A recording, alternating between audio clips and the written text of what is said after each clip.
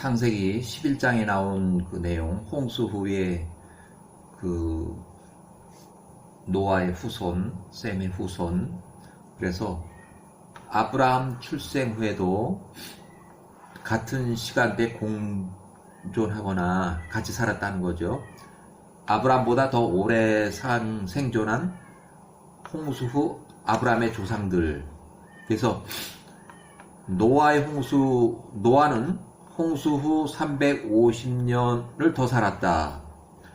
노아는 홍수 후에도 350년을 더 살았다. 아브람 57세 때 사망을 했고 노아는 50세로 살았다. 노아의 수명은 950세. 그래서 이 홍수 전 600년 전에 태어나서 홍수 직후 350년까지 존재했었다. 이렇게. 그 다음에 셈의 후손. 셈은 홍수 후 502년을 더 살았다. 셈은 홍수 후 502년을 더 살았다.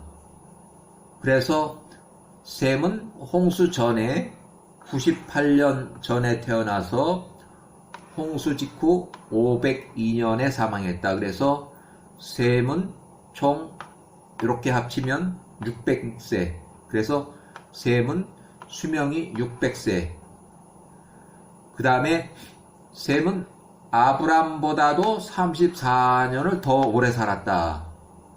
셈은 아브람보다도 34년을 더 오래 살았다. 굉장히 오래 사는 거예요, 셈이.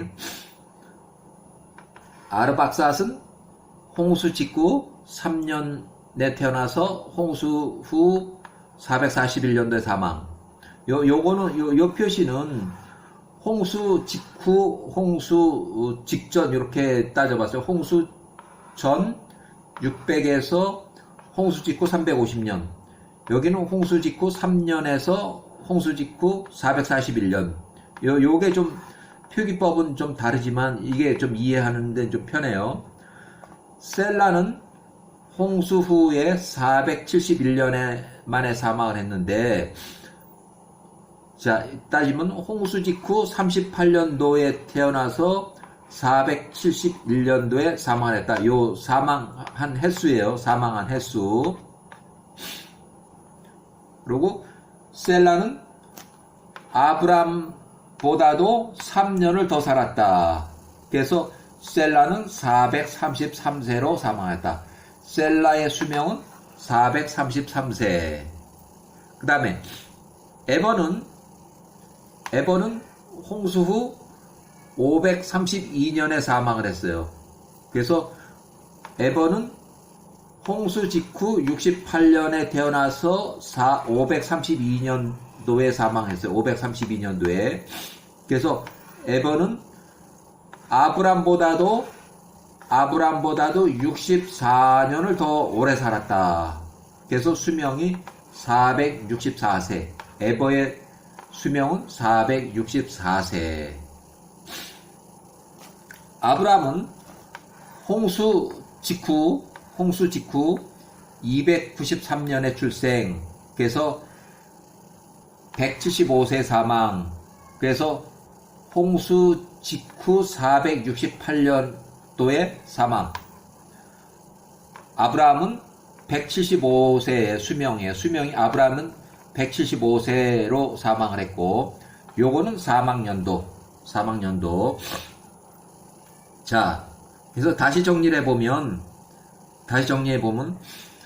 지금 여기 나오고 있는 그 내용은 창세기의 11장의 10절부터 26절 사이, 창세기 11장의 10절에서 26절 사이에 나오는 그 족보를 기준으로 해서 만들어진 그 내용인데, 자, 표기는 홍수 전 출생년, 그 다음에 홍수 직후 사망년, 연도 이렇게 보셔도 돼요. 그래서 노아는 홍수 전에 600년 전에 출생을 했고 홍수 후 350년에 사망했다. 홍수 직후 350년에 사망했다.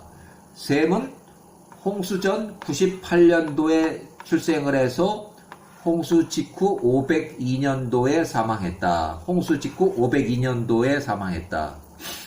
그러면 요 밑에 사람들은 홍수 직후에 출생한 사람들 전부 다, 요 위에 사람들은 홍수 전에 출생한 사람들, 그러니까 홍수 경험자는 요 사람들, 그 다음에 홍수 미경험, 홍수 후에 태어난 사람들이에요. 그래서 아르박삿은 홍수 직후 3년도부터 441년도, 뭐 몇 살에 죽었는지는 여기서부터 요걸 빼보면 이제 나오는 거예요. 여기에서 여기를 빼보면 나오는 거예요. 그래서 아르박삿은 441에서 3을 빼면 438세로 사망했어요. 셀라는 홍수 직후 38년에 태어나서 홍수 직후 471년도. 그러니까 요 표기는 셀라는 홍수 직후 요 기간 동안에 존재했었다. 그 다음에 에버는 홍수 직후 68년도에서 532년. 이 뒷자리가 532년이 굉장히 오래 사는 거예요. 요 에버는. 그 다음에 펠렉은 홍수 직후 102년에서 341년. 그러니까 요거 빼보면 이제 펠렉의 그 나이가 나오겠죠. 펠렉의 나이가 나오겠죠. 그 다음에 레우는 홍수 직후 132년에서 371년. 그러니까 요게 빼면은 이제 이 사람의 나이가 나오는 거예요. 그 다음에 세룩, 나홀은 아브라함의 할아버지, 데라는 아브라함의 아버지. 아브라함의 아버지는 홍수 직후 223년에 태어나서 428년. 그래서 이렇게 빼보면 468에서 428을 빼면은 요 데라가 언제 사망했는지 알 수 있어요. 그 다음에 이렇게 빼보면 아브라함이 몇 살에 출생했는지 알 수 있어요. 데라가 70세에 아브라함이 나왔으니까 요렇게는 70년 차이가 나는 거예요. 요렇게는 70년 차이가 나요. 그 다음에 아브라함과 이삭과 여기 요 밑에 요걸 보면 아브라함과 이삭과는 393에서 293을 빼면 100년. 그러니까 아브라함이 100살일 때 이삭이 태어났다. 그죠? 그 다음에 468에 573. 그래서 아브라함하고 이삭하고, 그러면 이렇게 빼면은 아브라함이 이삭 몇 살에 죽었는지 알 수 있죠. 사망했는지 알 수 있죠. 그 다음에 이렇게 빼면은 아브라함의 수명 175년, 요거는 180년, 여기는 147년. 그러니까 야곱은 147세로 사망을 했어요. 나이가 147세. 그 다음에 이삭은 180세. 아브라함은 175세. 그 다음에 데라는 205세. 여기서 이걸 빼면 205세. 나홀은 그렇게 오래 살진 않았는데 이렇게 돼요. 나홀은. 그래서 요 표를 요 표가 가장 설명이 좀 편한 것 같아요. 이게 좀 짧고 또 오랫동안 얘기하지 않아도 여기서 이걸 빼면은 몇 세, 또 여기서 이걸 빼면은 이 사람의 수명, 여기서 여기 빼면 이 사람의 수명, 출생연도, 사망연도. 그러니까 홍수 직후의 출생연도, 이거는 요 뒤에는 사망연도. 이 사람의 사망연도는 홍수 직후 341년. 이렇게. 그 다음에 요거 봐서, 자, 아르박삿은 홍수 시작 후 1년 동안은 방주 내 거주 기간이 있었고, 또 방주에서 문을 열고 나온 직후 2년 후에 출생을 했으니까 아르박삿은 홍수 직후 3년으로 계산해야 돼요. 그 다음에 아르박삿 출생 이후부터 데라 출생 시까지는 약 222년이 걸렸어요. 222년. 그 다음에 그 위에 거 한번 보죠. 바벨탑을 좀 볼게요. 바벨탑.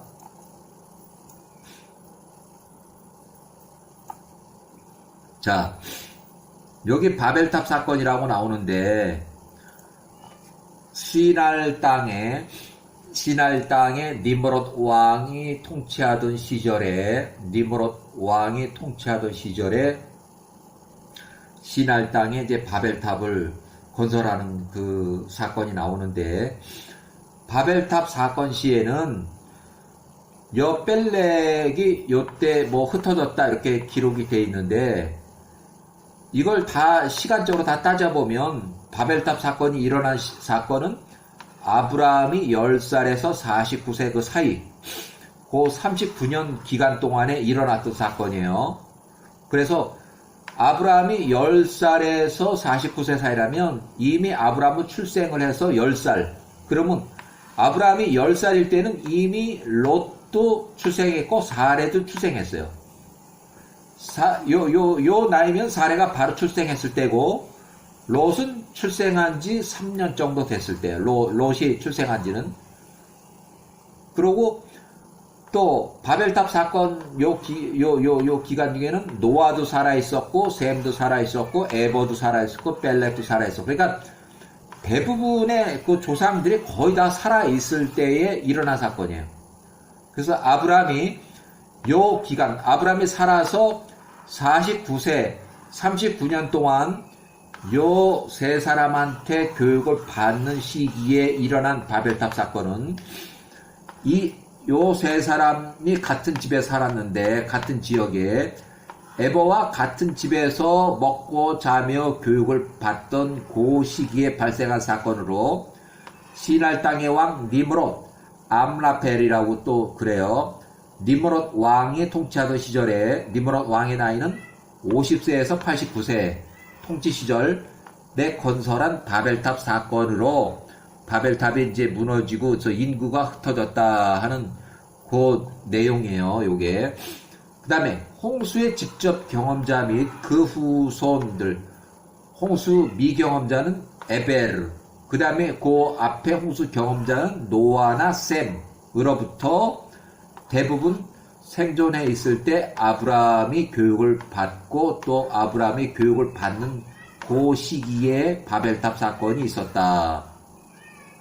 그래서 바벨탑 사건이 뭐 아브라함이 이전의 사건이 아니고, 아브라함과 롯과 사레가 이미 출생한 다음에 일어난 사건이 바벨탑 사건이에요. 네, 여기까지